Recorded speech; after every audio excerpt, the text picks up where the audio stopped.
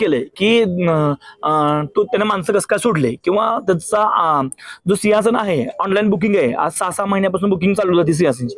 ती बुकिंग करताना काय आणि त्याची बुकिंग संध्याकाळची बुकिंग असताना ही लोक ज्याचं पास आहे तो तर माणूस तो उपस्थितच नव्हता, तो तुळजापुरात आलाच नाही. दुसरे माणसं त्या जागी घातलेत आणि त्यांची सिंहासन पूजा केलेली आहे.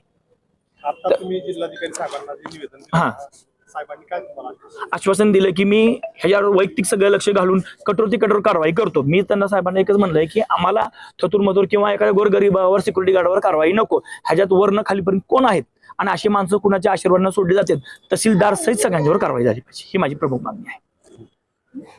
आज आपण जिल्हाधिकाऱ्यांना निवेदन दिलेलं आहे, काय मागणी आहे, काय प्रकरण आहे? हे तुळजाभवानी मंदिर संस्थांचं एक प्रकरण आहे की पुरातत्व खात्यानं आणि कोर्टाचा असा आदेश आहे की तुळजापूरमध्ये जी सिंहासन पूजा केलेली ऑनलाईन पूजा सिंहासन पूजा आहे त्याला फक्त 5 आणि संध्याकाळी 2 अशी 7 पूजाचे मान आहे. कारण की मूर्तीची झीज व्हायली म्हणून शासनाने कोर्टाने असा आदेश दिला की सकाळी 5 आणि संध्याकाळी 2 सिंहासन झाले पाहिजे. तर मंदिर संस्थान काल 7 सिंहासन घातलेत आणि मूर्तीची झीज होत आहे आणि अधिकारीला तिथं त्यांचं असं म्हणणं आहे की कुठल्या तरी पुजाऱ्याने धक्का दिला आणि तो मध्ये गेला.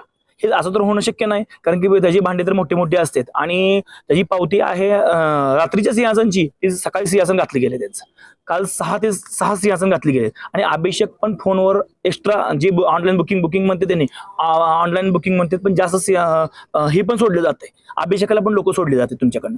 वारंवार मंदिर संस्थांकडनं हा सिंहासनची जसं हे जे सिंहासन जे आहेत ते मुख्यमंत्री साहेबांना जर करायचं असेल तर ऑनलाईन केल्याशिवाय कुणाला होत नाही. तर हे कुणाच्या आशीर्वादानं, कलेक्टर मॅडमच्या आशीर्वादानं होत असेल आणि ह्याच्यात गोरगरीब सिक्युरिटी गार्डवर ही कारवाई केलेली आहे. आमचं असं म्हणणं आहे की सिक्युरिटी गार्डवर नको, ते कुणाचा फोन आला त्याचं CDR DVR चेक करावं आणि तहसीलदार मॅडम सहित सगळ्यांवर कारवाई होण्यात मागणी हवी, अशी आम्ही मुख्यमंत्रीला, पालकमंत्री साहेबांना व जिल्हाधिकारी साहेबांना अशी मागणी केलेली आहे.